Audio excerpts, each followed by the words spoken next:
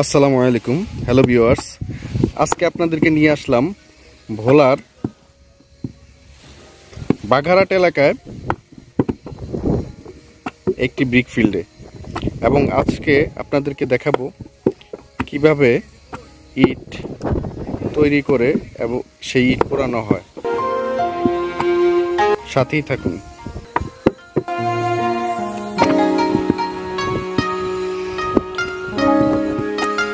প্রথমে মাটিটাকে মন্ডের মতো তৈরি করা হয়,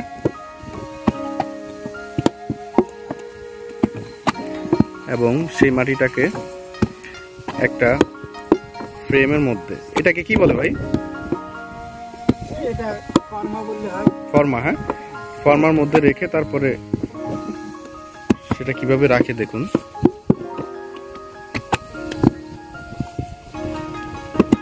আচ্ছা ভাই, আপনাদের বাসা কোথায়? সাতক্ষীরা না? আপনারা এই ইটের সময় শুধু ভোলাতে চলে আসেন? 6 মাস থাকেন ভোলাতে, তারপরে চলে যান নাকি?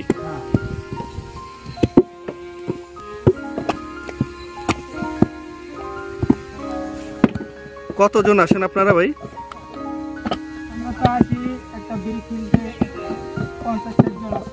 50-60 জন না?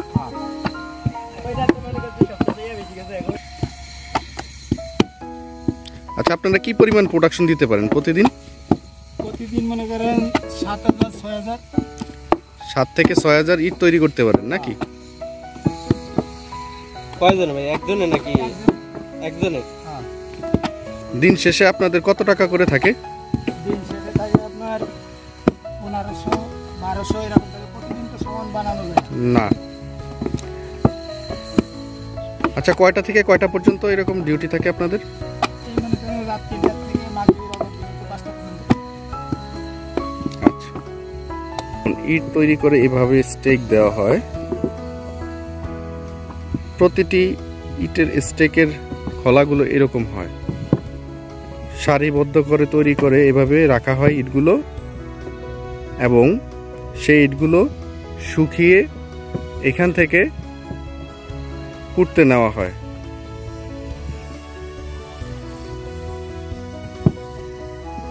কাকা, আপনি কি করেন? ও যে এই যে ইটগুলি তৈরি করা হয়েছে, এর মধ্যে যে ইটগুলো ভাঙা হয়েছে, মানে আচ্ছা আচ্ছা আচ্ছা, দেখুন যে ইটগুলো তৈরির পরে কিছু ইট ভাঙা অকেজো হয়ে গেছে, ওগুলো এখান থেকে সরিয়ে ফেলানো হচ্ছে।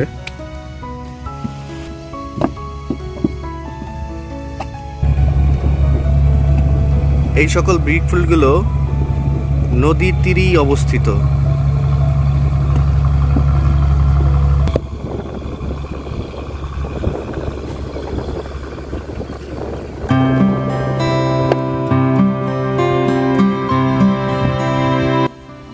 বিভিন্ন চর অঞ্চল থেকে এভাবে মাটি এনে সংরক্ষণ করা হয়।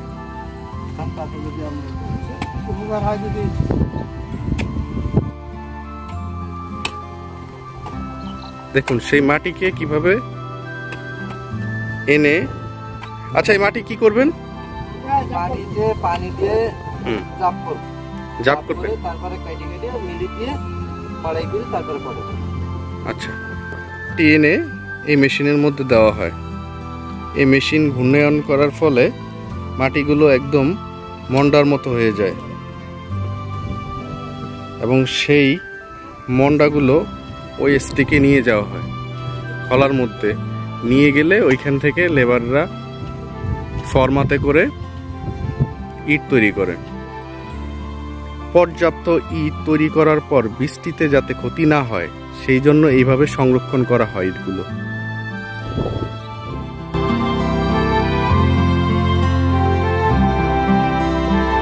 বিস্তীর্ণ এলাকা জুড়ে এই ব্রিক ফিল্ড। কয়েকদিন রেখে ইট শুকানোর পরে এই ভ্যানের মাধ্যমে ইট চেম্বারে ঢোকানো হয়। জন্য লাকড়ি সংগ্রহ করা হয়, এবং সেই লাকড়িগুলো এভাবেই এনে ইটের যে চেম্বার আছে ওইখানে দেওয়া হয়। এবং সেই আগুনের মাধ্যমেই ইট পুড়ে ইট তৈরি হয়।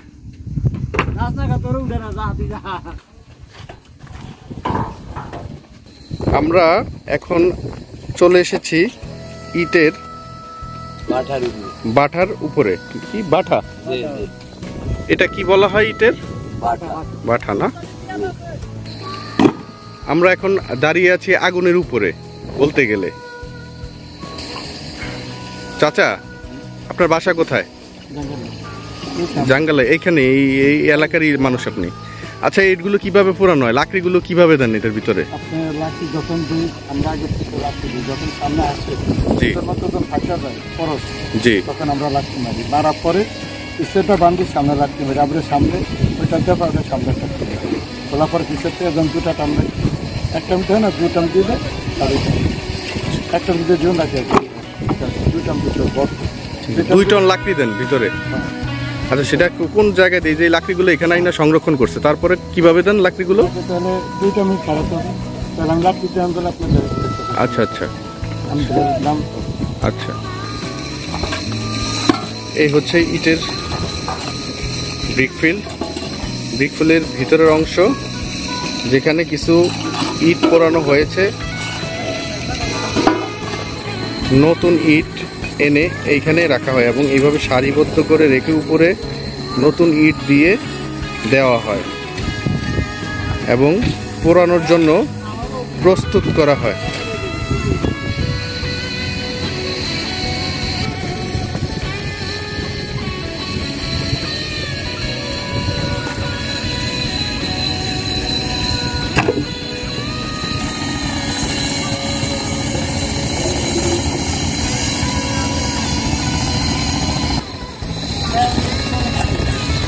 এই উপরে রাবিশ দেওয়া হয় কি জন্য? ইটগুলি ভালো হওয়ার জন্য, সবগুলি সমমানে একসাথে পোড়া হয়, যে এই জন্য দেওয়া হয়। দেখুন এটার ভিতরে কেমন আগুন, আগুনের কেমন লেলিহান।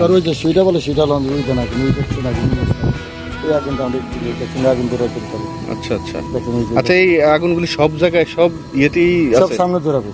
লাকড়িগুলি দেওয়া হয় কিসের মধ্যে? দেখুন কত ভয়াবহ স্থান এবং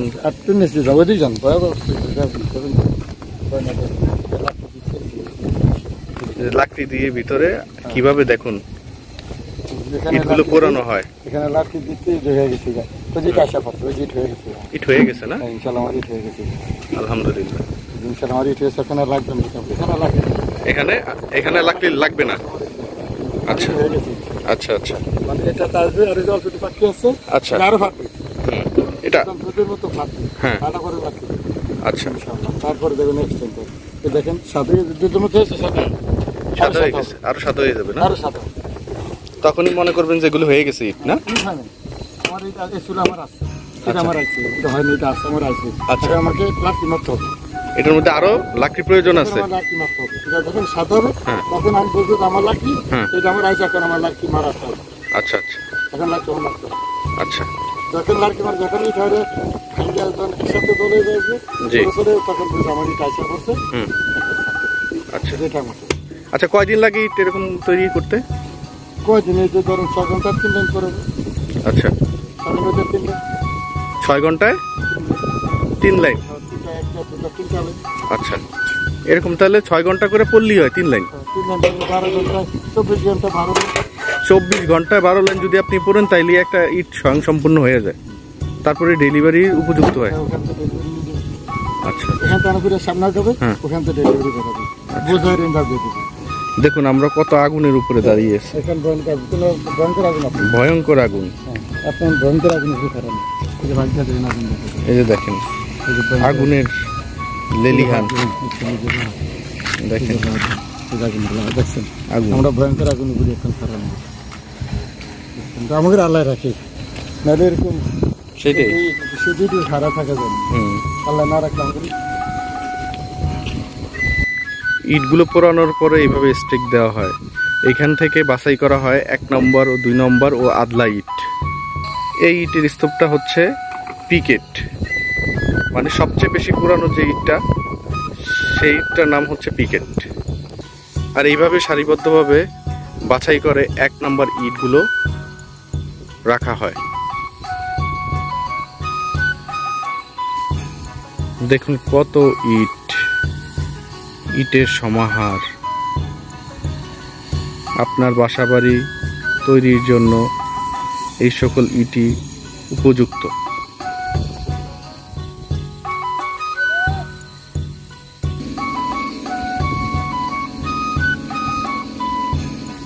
এটা হচ্ছে আদলা ইটের স্তূপ। এইখানে গাছ সংগ্রহ করে সেই গাছ থেকে লাকড়ি তৈরি করা হয় এবং প্রয়োজন অনুযায়ী ছোট বড় করার জন্য এই মেশিনে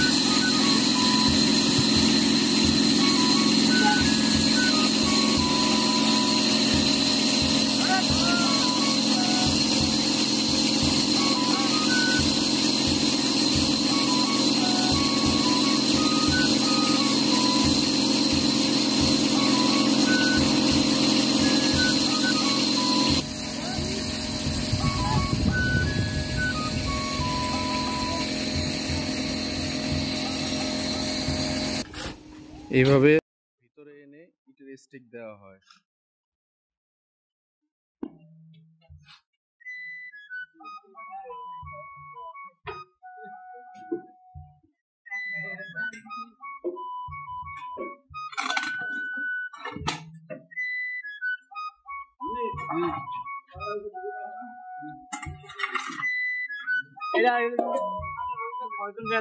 মানে বেনালা 6 জন বেনালায় এই টানে আইনা 3 জন মিস্ত্রি থাকে। এরা এই মাথা থেকে মাথা 183টা লাইন 183টা লাইন করে শেষ করে আমরা উপরে পাকা ইট বাইর করি।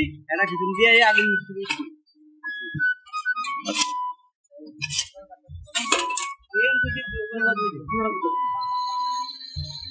এটা হচ্ছে সুরঙ্গের মতো।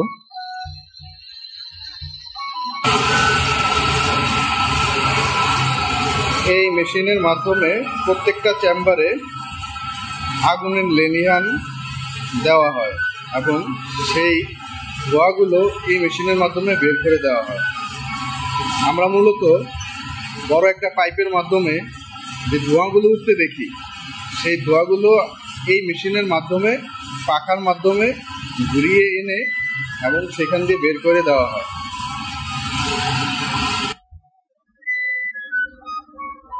এই ব্রিকফিল্ডের সমস্ত ধোঁয়াগুলো এই পাইপের মাধ্যমে, বড় বিশাল আকৃতির এই পাইপের মাধ্যমে বের করে দেওয়া হয়। দেখুন, এটা মূলত একটা ব্লোয়ার মেশিন। বাসায় যেমন অ্যাডজাস্ট ফ্যানের মাধ্যমে গরম আর্দ্রতা বের করা হয়, ঠিক তেমনি এই ফ্যানের মাধ্যমে ধোঁয়াগুলো ভিতর থেকে বের করে দেওয়া হয়। ভিউয়ার্স, যদি ভিডিওটি ভালো লেগে থাকে তাহলে লাইক করে দিবেন, কমেন্টস করবেন এবং শেয়ার করে দিবেন এবং কমেন্টসের মাধ্যমে জানাবেন ভিডিওটি কেমন লেগেছে।